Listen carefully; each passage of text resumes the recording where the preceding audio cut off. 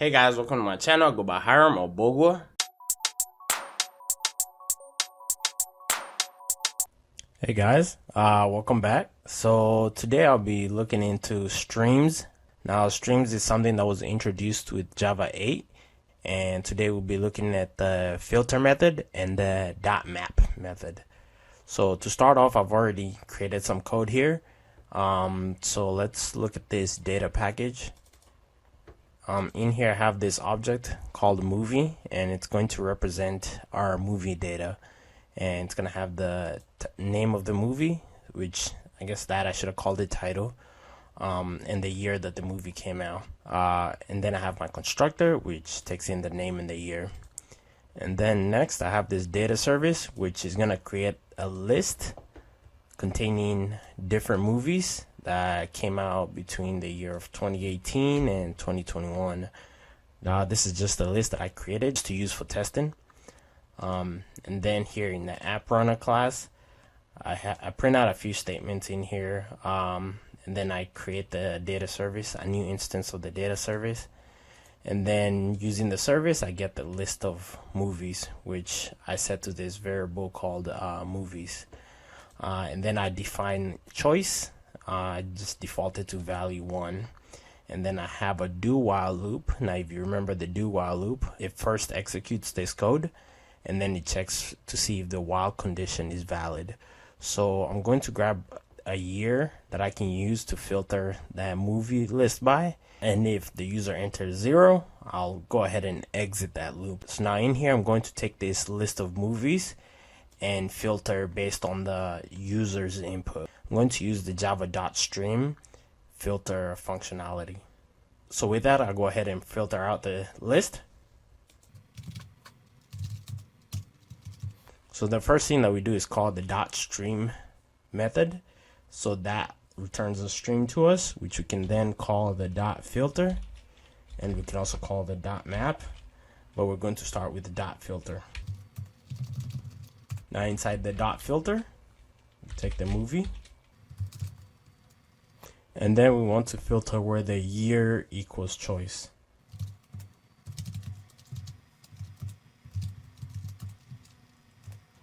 I actually want to assign the final value to a list.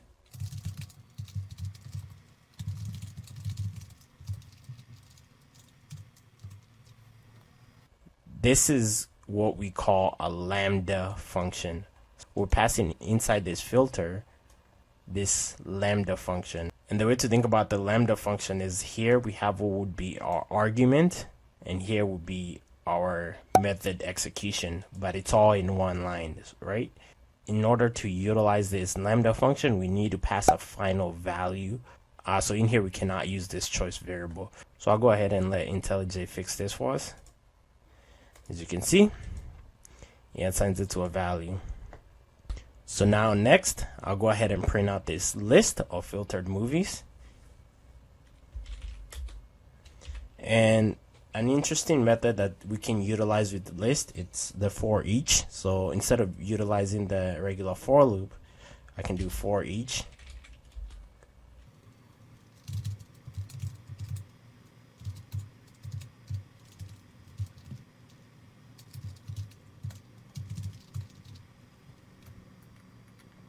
I'll add an additional check to see if the list is empty or not.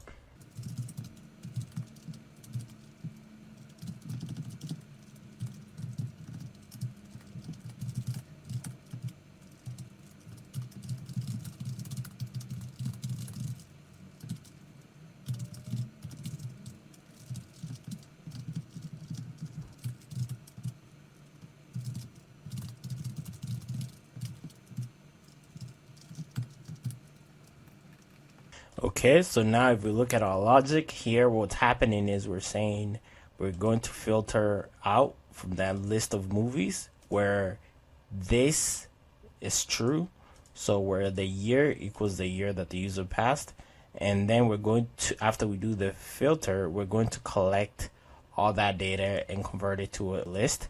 That's where we utilize collectors.toList. I'll put a link in the description with articles containing more about this. After we filter out the values, we're going to convert them to a list, and that's going to be returned and set to this filtered movies list. And then after that, we're going to check if it's empty. We're going to print out this statement. If it's not empty, we're going to print out the list of movies. With that, let's go ahead and run this and test it out.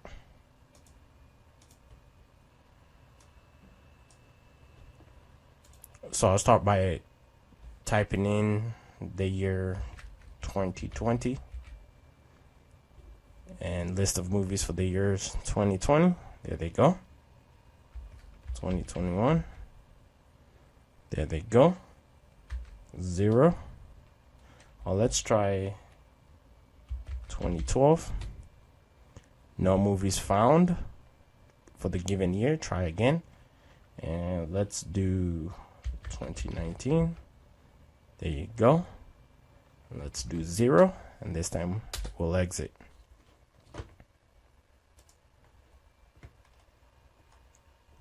So as you can see with filter, we filter out where that choice equals true, where this value equals true.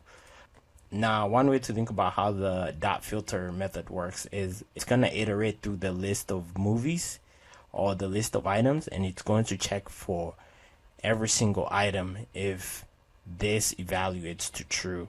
If it does, it's going to keep it. If not, it's going to toss it out. And now we're going to look at dot map, which works in a similar manner.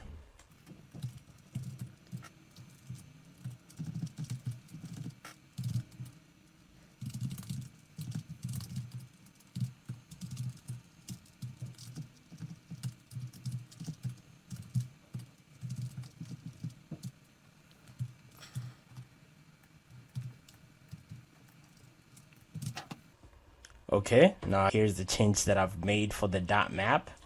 Now as you can see here, I've done the dot map, and then after I do the dot map, I do the dot for each.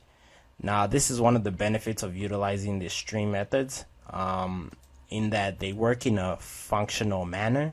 Now functional programming is a whole paradigm in its own, and I'll cover that down the road. Now the important thing to know is how these methods work.